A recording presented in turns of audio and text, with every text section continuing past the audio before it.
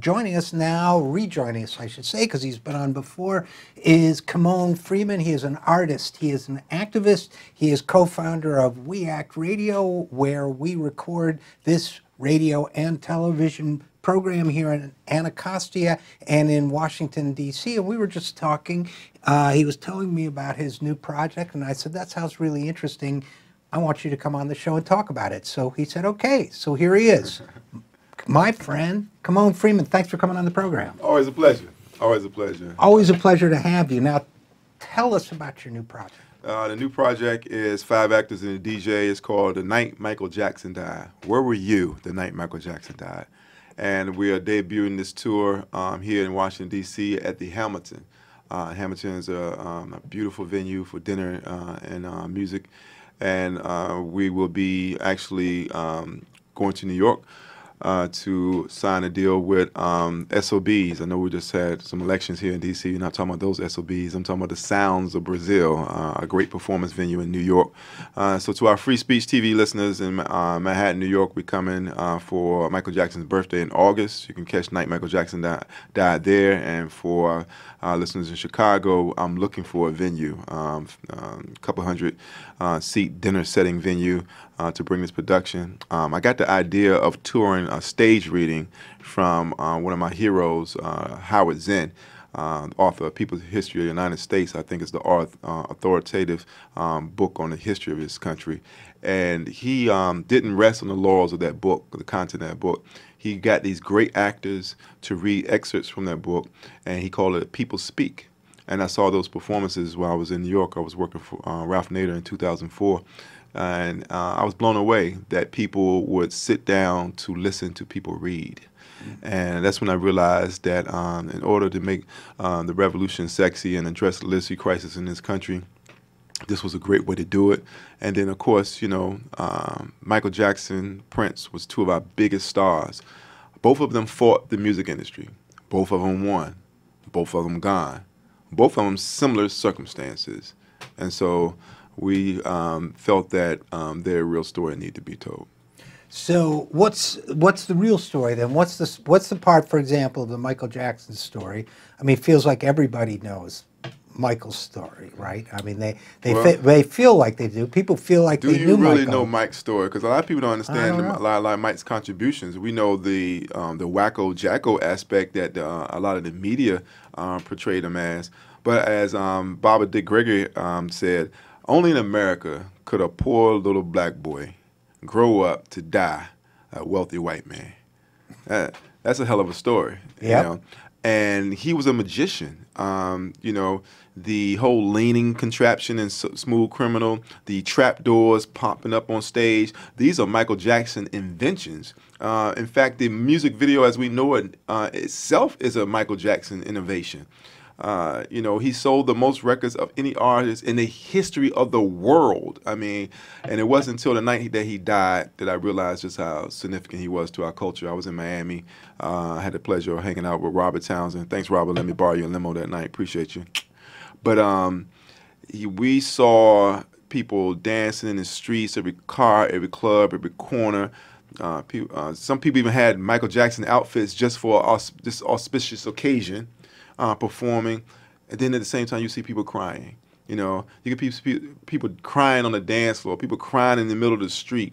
You know, and it was the most beauty and the most ugly I've ever seen inside this country. Now, that's a great line about him, poor black child growing up to die a rich white man. But he never repudiated his blackness, did he? Oh, absolutely not. He did not. I think all that he done for the world and all that he done to himself, you know, we should study his bones. And this is an attempt to do that. And the subplot is U.S.-Cuban relations because, as I said, I was in Miami the night Michael Jackson died. So the story takes place in Miami in a Cuban club and is announced there. You know, because every story has to have a conflict. So the conflict is U.S.-Cuban relations because, you know, boy meets girl. The man is U.S. military. The girl is a Cuban nationalist. And, of course, they're on opposite ends of the political spectrum. They bump heads. And the only time they come to any type of agreement or see eye to eye is when Michael Jackson music is playing. Because Michael blurred the lines between black and white, rich and poor, right and wrong, male or female. And I think that's what he wanted. And when he says "man in the mirror," this is a look at you, and the fact that the more that he faded from black to white in skin color and in features, the bigger his platform. And that says a lot about the institution of white supremacy in this country and around the world. Yeah, you said something interesting too about the male to female, about blurring the lines. It's a gray area.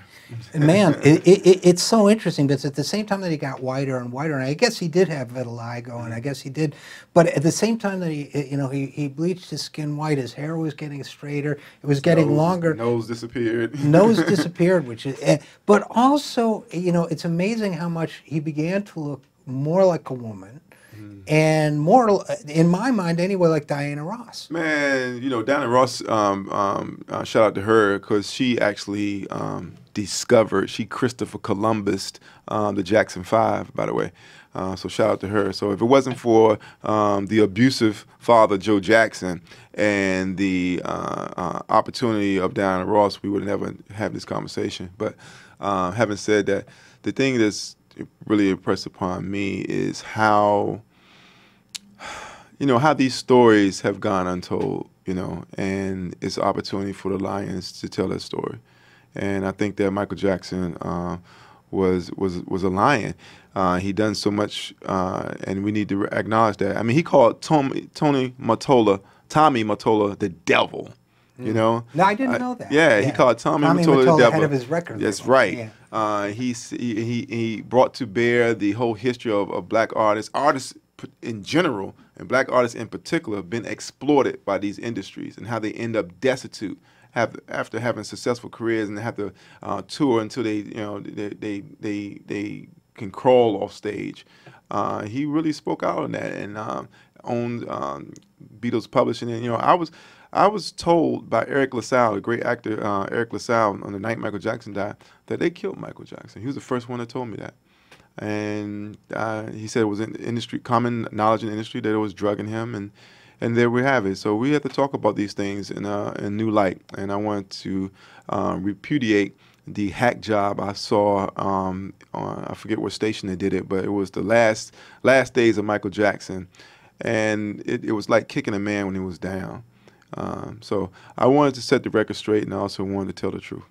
And from what I know, I'm sure you know more than me, but from what I know, Michael's... I doubt that. Michael's politics were...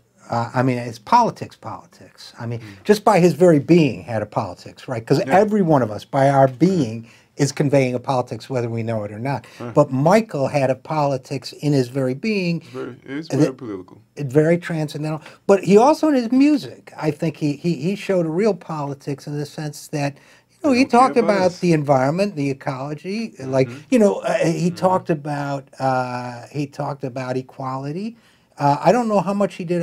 He talked about financial issues in his music, but he definitely talked about like social justice and equality and the environment. And he didn't have to do that. No. Even in his biggest pop songs, there's political content. Want to be starting something. He says, "I believe in me, so you believe in you." And then he brings up a little known record by a Cameroonian saxophone player called Soul Makusa. Mama say, Mama sa, Makusa. Mama say, Mama sa, Makusa. His musical IQ was off the charts, and I think that there's never been an artist that has affected every other artist after them. Note there has not been an artist after Michael Jackson that has not been, influenced by him. I go back to the scene of him after that Pepsi commercial, and he was burned badly, and he was pulled out on the stretcher. He had the glitter glove on, still on stage, still performing. Then many years later, Tupac, when he got shot the first time, pulled out on the stretcher, gives him the middle finger. Still on stage, still in performing. And when I did my research, Tupac acknowledged that he got that from Michael Jackson. He knew that he was still on stage, even on that stretcher. And again, that just gives you a trajectory. Michael Jackson and Tupac couldn't be two different types of artists, but he was influenced by Michael Jackson. So that's just acknowledging the greatness of him. And I think that he also said that, you know, artists have a bigger influence than politicians. They bring so many people together. There was people that sing Michael Jackson songs and never spoke English, you know, but they I'll knew the tell words. you a story that you won't believe. Yeah. But I'll tell you, I was with an aid group in the mountains of Albania. Albania had just been open to the West after 40 years. I went into the mountains of Albania. I was in a Jeep. I was obviously a foreigner, even though they're all white people in Albania. We stopped in the center of this town, this village in the middle of nowhere, isolated from everywhere. This was in the late 80s. And children from all over the village came running to me, screaming, Michael Jackson, Michael Jackson, Michael Jackson. We didn't even know that they had access to Western music there, but they knew I was an American, and that's what they said, Michael Jackson, Michael Jackson. Well, not that you look like Michael Jackson. It was they said that you just identified an American with, that's the only American thing that they knew. American Michael Jackson, yeah. Oh, my God. Yeah. Yo, that's dope. yeah. And a last thought on you, because I know you got to go, but you mentioned Tupac, you know, taking something from Michael. I always, once in a while, I've gone back to look at their videos on YouTube of Michael with James Brown. Yeah. And that connection, you know, he acknowledged James Brown as a teacher and an inspiration. And he would go on stage, and there's one where James would say, come on, Michael, do something for us. And he's like, no. And then he kills you know, it. the shy little Mike, no. And then he just starts mouthing some vowels, you know. He's singing some vowels. And it is so soulful. He's not even saying anything. And then he starts to move. It just came so easy and so fluid. And James is just looking at him with all this love, saying, that's my boy. Yeah, you know? There's a famous video of James Brown pulling Mike up on stage, and then Mike pulls Prince up on stage. So that's right. It's the same. That's one of the two videos. Yeah. So that was. I wish I was at that show that night. But yeah, that's an incredible. So I urge everybody in our listening voices to check us out on Night Michael Jackson Died, coming to a city near you. It's a tour that's going to be running around the country. Again, we're launching here in D.C. the Hamilton, June 25th. We'll be at the SOBs in New York City for Michael Jackson's birthday in August, and to a city near you. So you can follow us at #NightMJDied, #NightMJDied, and continue to support the 0 Hour, because this is where arts and politics collide. All right, my friend. Well, I will be attending that show, and I encourage our listeners too. So, Kymone Freeman, co-founder of We Act Radio, artist, activist. As always, great to talk to you. Thanks, man. Stay woke.